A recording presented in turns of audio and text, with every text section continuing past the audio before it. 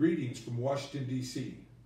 I'm speaking to you from my office in the Stanley Crooks Tribal Leaders Center, the National Indian Gaming Association's headquarters on Capitol Hill. Since my arrival this week, on day 32 of this government shutdown, the impacts are noticeable in the streets of D.C.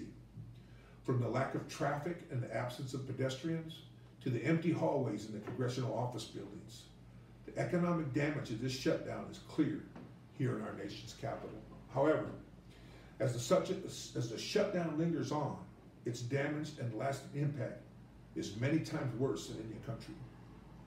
Many of our communities contain some of the most impoverished areas in the country that rely on government safety net programs and services to make ends meet. On the heels of this historic midterm elections and the seating of the 116th Congress, Indian country entered this year with great optimism. We witnessed the seating of the first two Native American congresswomen in history. The new Congress has over 100 new members from literally all walks of life, making it one of the most diverse Congresses in this nation's history. When Indian country came together in December, it was an opportunity to coordinate our efforts in a united front to make our voices heard by a new Congress.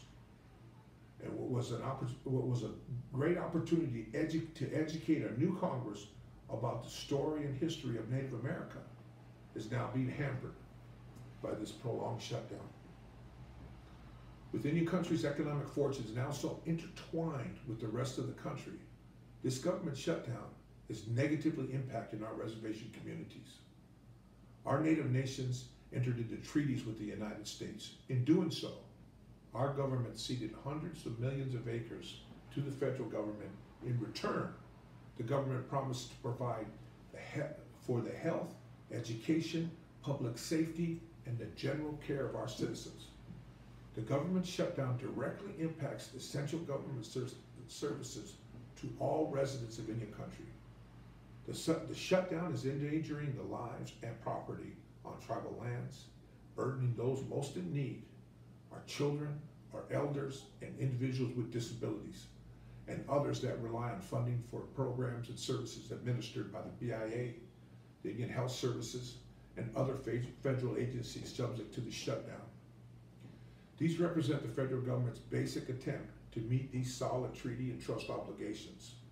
These federal agencies provide funding for Indian healthcare, education, and public safety, which are the cornerstone of the federal government's obligations. Our people are suffering. It's immoral to allow Native children, elders, and those most in need to become collateral damage to these divided politics in Washington, D.C. It is with a heavy heart that I listen to some of the stories from our tribal governments about not being able to meet the basic needs of their citizens. In Osage County, the Osage tribe is being forced to close the only women's shelter due to a lack of funding caused by this shutdown. The Pawnee Nation launched an online campaign to buy groceries for families of federal workers affected by the government shutdown. On Navajo Nation, residents were trapped for days after a snowstorm blanketed the reservation, and BIA furloughed workers were unable to clear the roads. The Red Lake Nation in Minnesota has suspended construction for 2 fire halls and a dialysis treatment center while it awaits the federal government to reopen. And these are just a few of the many tragic stories that are starting to trickle in from all around Indian country. Your outreach is needed now more than ever.